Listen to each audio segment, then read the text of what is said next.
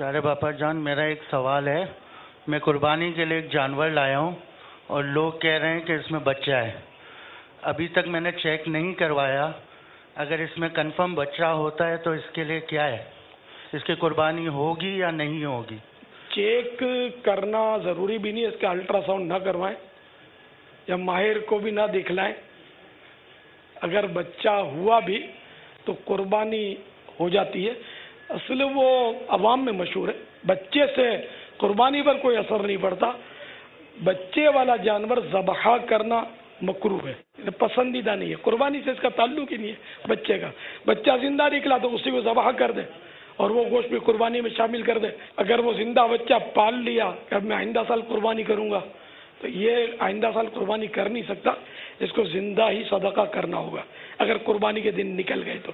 اور وہی دن اگر باقی ہیں، وہ 2-3 دن جو بھی ہے 3 دن، تو اس میں ہی اس کو ذبح کر دے۔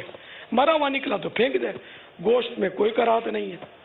ہاں، اور جو فقیر ہے، یعنی فقیر اس کو بولتے ہیں کہ جو صاحب نصاب نہ ہو، یعنی اس پر قربانی کی اس کے پاس نصاب نہ ہو، اس وجہ سے اس کو یہ بقر عید کی قربانی واجب نہ ہوئی، وہ یہاں مراد ہے فقیر، کہ اس نے جو قربانی کے لیے نیت سے خریدا، اب وہ بچے والا ہے تو اب یہ بدل نہیں سکتا، اسی بچے والے ہی کی قربانی کرنی ہوگی۔